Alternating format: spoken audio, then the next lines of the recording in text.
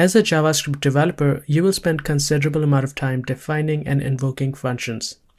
Arrow functions provide you a syntactically compact alternative to a regular function expression. Let's see what we'll cover in this module. We begin with looking at what are arrow functions, what problems do they address, and when you would use them over regular functions. Additionally, we'll also look at some of the side effects of using arrow functions that you should be aware of. Next, we learn how to define arrow functions. We take a regular function first and then go step by step on how you could replace it with an arrow function. We'll go through a few different examples, as an arrow function can look very different depending on the number of instructions and parameters in its body. We'll also review what exactly is this keyword in JavaScript and how its behavior changes in an arrow function compared to a regular function. Finally, we see arrow functions in action in our demo. We cover a wide range of examples that really gives you an appreciation of how much value arrow functions provide. What exactly is an arrow function, and how do we write them? They are anonymous functions with their own unique syntax. In this module, we will go through a few examples to illustrate not only how to write them, but also how they differ from regular functions. Arrow functions were introduced in ES6 version of JavaScript.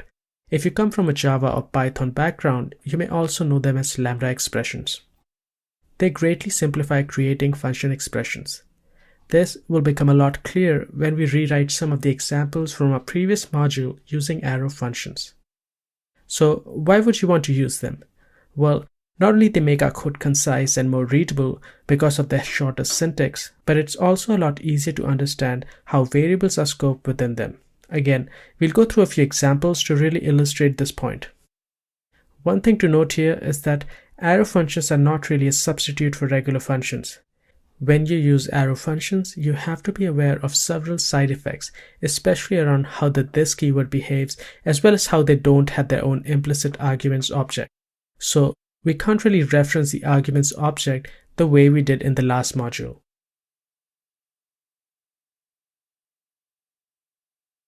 Here's our first example. We declare an anonymous function with no parameters, and whose body contains a single statement returning the string hello world. This function is then assigned to variable greetings. Next, we invoke this function and collect the return value in the message variable. Finally, we output the value of message to the console. The output, as expected, is hello world. Now let's write the same code using arrow functions. Our anonymous function has been replaced by an opening and closing parenthesis. This implies that there are no input parameters. This is followed by an equal sign, immediately followed by a greater than sign. Finally, we have a block containing the body of our arrow function inside the opening and closing curly braces. This block is identical to the block in our previous example. Just like before, we are assigning this arrow function to the greetings variable before printing it to the console. We can simplify it further. Since our function body only has one statement, we can omit the braces, as well as the return statement as shown here. The string hello world is implicitly returned and assigned to the greeting variable. Let's see an example with one parameter. This is the same example that we have already been working with in this course. Instead of an anonymous function, we define a greetings function that takes in one input parameter called name and returns a string with hello prepended to the name parameter. This function is assigned to the greet variable. Finally, we invoke this greet function with argument John and assign the value returned to variable message before printing it to the console. Now, here's the arrow function where the empty parenthesis has been replaced with the input parameter name. Everything else is exactly the same. So what did we learn here? If we have only one input parameter, the parenthesis around it is optional. This makes our code even more concise, and you'll come across JavaScript code with arrow functions defined in this manner all the time in the real world. Let's see arrow functions in action in our demo. We'll begin with defining a regular function to add two numbers and then change it to use arrow functions. First, Let's define our sum function. It takes two input parameters and returns their sum in the body. We then invoke the sum function with arguments 10 and 5 and assign the returned value to the variable output. We then log the output value to the console.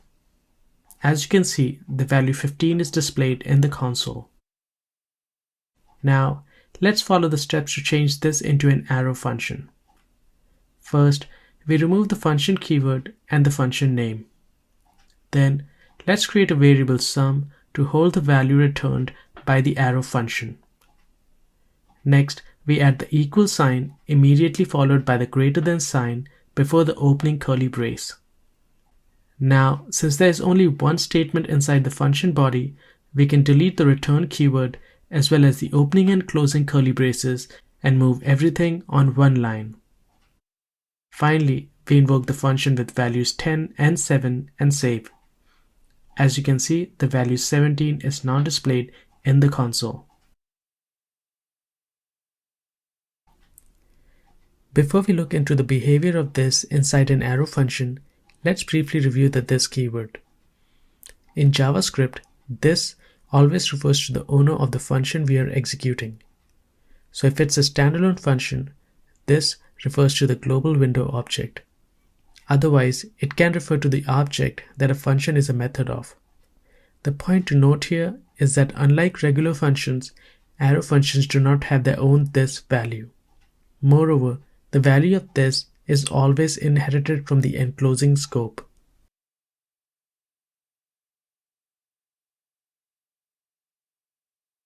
Let's see this in action in our demo. To begin with, we define the message object having a property name with value John. Next, we have two additional properties, regular function and arrow function. Each of these properties have a value that is a function.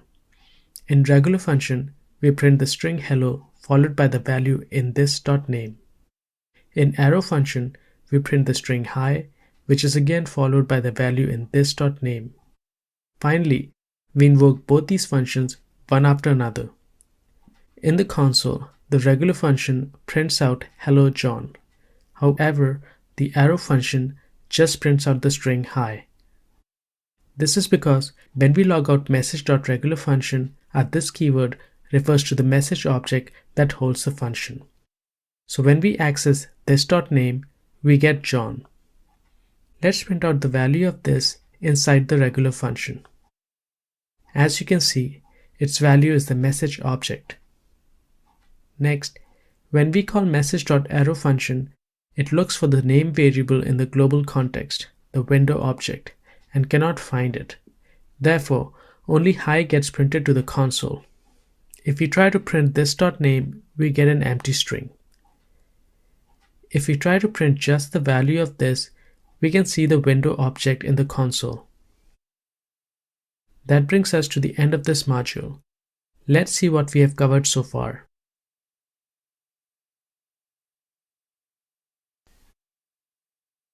We began with understanding what are arrow functions and why would we use them.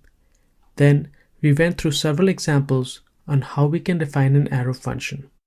Finally, we looked at how the this object gets its value in regular functions and arrow functions. In the next module, we'll look at function prototypes.